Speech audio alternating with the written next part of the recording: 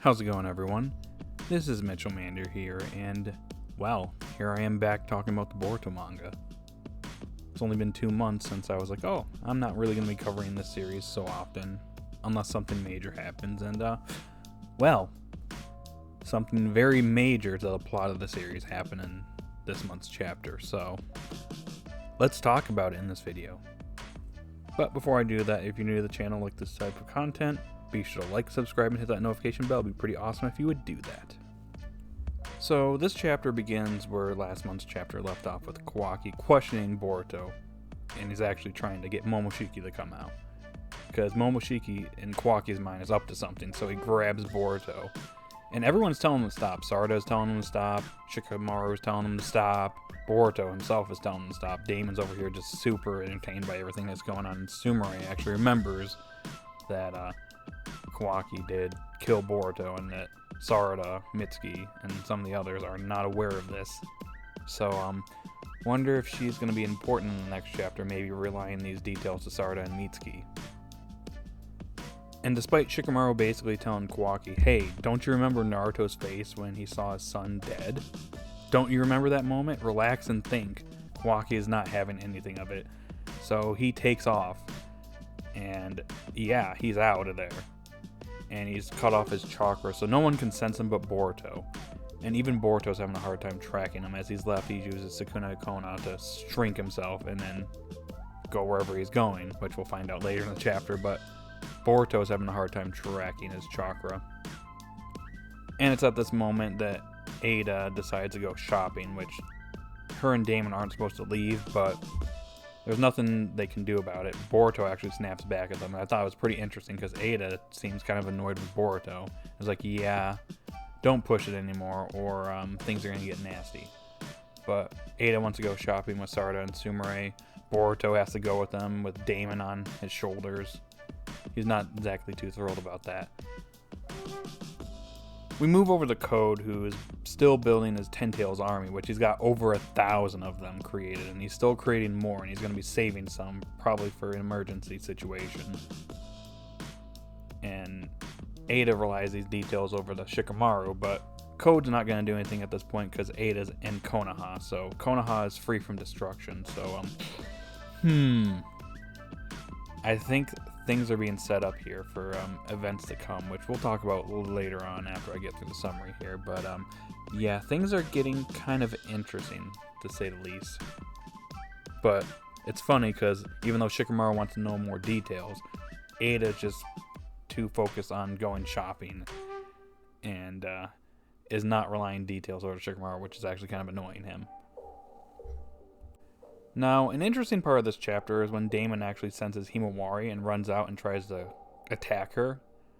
This was an interesting scene because he actually remarks that Himawari seems very weak, but she has a lot of intensity and power within her. So I thought this was really cool. I'm wondering if they're setting up Himawari to have a bigger role in the time skip. Because with Naruto and, well, I guess that we're getting to that point, but without her parents, I'm wondering if she's going to serve a bigger role within the series. But yeah, it's almost like it's like Gohan from Dragon Ball, where he basically had all this power within him, even though he appeared to be weak, but he's actually really strong. So I'm wondering if they're building up Himawari to have a major role in the time skip era. Now, let's move on to what is the major event in this chapter, which is going to affect the story going forward. So Kawaki shows up at Naruto's house. And it's kind of funny because, like, even Naruto's like, hey, well, how's your mission going? What are you doing here? And he's just like, nope, sit down. We need to talk. And Kawaki basically goes over how he's grateful for Naruto for taking care of him and taking him in and giving him purpose to life, because he had no purpose before. He was just an empty vessel, and Naruto imbued him with some purpose. And I like how Naruto and Hinata are being humble at first. They're like, yeah, you're actually a really good guy. You saved Himawari, so I know that you're a swell dude.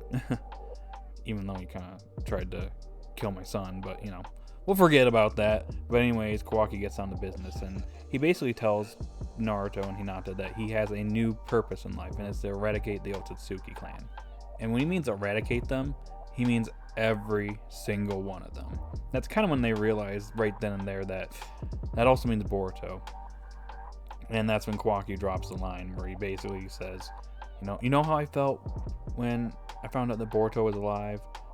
That I was really ashamed of myself. I couldn't finish the job. But this time, and before he finishes, Hinata just slaps him and calls him insane. Kawaki reassures them that, no, I'm not insane, but this is what I have to do. Well, Hinata begs Kawaki not to go through with it. Naruto's like, hey, you're going to have to kill me first before trying to kill Naruto. Can you do that? You said you'd die for me. Can you actually kill me? And that's when Kawaki's like, yep, I didn't expect you to understand. And he immediately seals both Naruto and Hinata. Now, we knew for a long time that Naruto was going to disappear from the story, whether it was him getting killed or sealed away. We just didn't know what was going to happen. At this point in this story, basically based on what we could figure out, Kawaki wasn't going to kill Naruto. He cares for Naruto so much, he's obsessed with the guy. So he's going to do whatever he can to protect him, even die for him. So sealing Naruto away makes sense.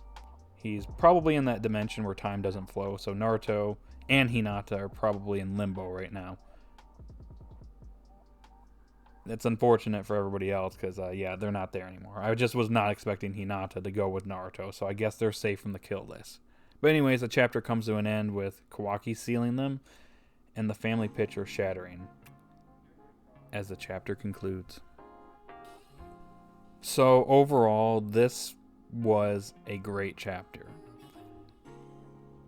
Now, I will say there's been a lot of build up to this moment within this Code arc. And to be honest with you, the Code arc has had some ups and downs. And I've been very unsure how I feel about it and how some of the characters have been presented within this arc and some of the newer characters as well. But this chapter, it's a huge chapter. This is going to set the tone for the series going forward because now Naruto's out of the story. So how are the characters going to deal with the enemies without the Hokage being there? There's a lot to unpack here, by the way. There's a lot of implications that this chapter has for the series going forward. And I'm very excited to see where the story goes from here. Now, when it comes to the next chapter, or the next few chapters, I should say, things are going to get very interesting. In fact, this event actually makes the story a lot more interesting going forward. I know some people are going to be complaining and saying, oh, Naruto's out of the story. I'm done with Boruto. I'm not going to continue the series. I'm going to have to disagree. I actually think this makes things a lot more interesting going forward because there's a lot of things that could happen in the next few chapters. I don't know exactly what direction the story is going to go, but I think things got a lot more interesting in my opinion. So in the next chapter, I can see the Sensory team realizing that Naruto and Hinata are missing. Shikamaru is going to be informed. He's probably going to go to Ada and be like, hey, Ada, what's going on? You can look back with your Senrigan. Tell us what happened. What happened to Naruto and Hinata? And I guarantee you Ada is going to be like, yep, I know what happened, but I'm not obligated to tell you. And it's because of her devotion to Kawaki. This is where the scales are going to tip because Kawaki's gone rogue. He's obviously going to try to kill Boruto. He's going to probably try to do something in the middle of town, for all we know. Unless Boruto made it back to that house that they're all staying in. And that's when Kawaki's going to strike. And considering that Ada doesn't seem to really care for Boruto very much, at least not at this point, she seems kind of annoyed with him, especially with how he was, treating her in this chapter. I can very well see her turning on him. And that's kind of going to set up a lot of things. I guarantee you Ada is going to be a major antagonist in the future, and that Sarada and Sumire are probably going to be the ones that are going to have to fight her maybe at some point. Because I can't see her just betraying Kawaki at this point. She's in love with the guy, and if the guy's going rogue, she's going rogue with him. So that implies a lot of things are going to happen. Kawaki is going to attack Boruto. Boruto is most likely going to get his scar. The village is going to consider Kawaki, a threat now, considering, he sealed Naruto and Hinata. They're probably going to figure out that it was probably him. He did something to them. And when Boruto gets his scar, everybody's going to be against Kawaki. This adds a lot of tension to the series. It's going to make things interesting going forward. And then we also have Code and his Ten Tails army. I guarantee you when Ada and Damon, the second that they leave the Hidden Leaf Village, yeah, Code's gonna unleash that Ten Tails army on Konoha. Probably what we see in the future scene in Chapter 1/Episode 1.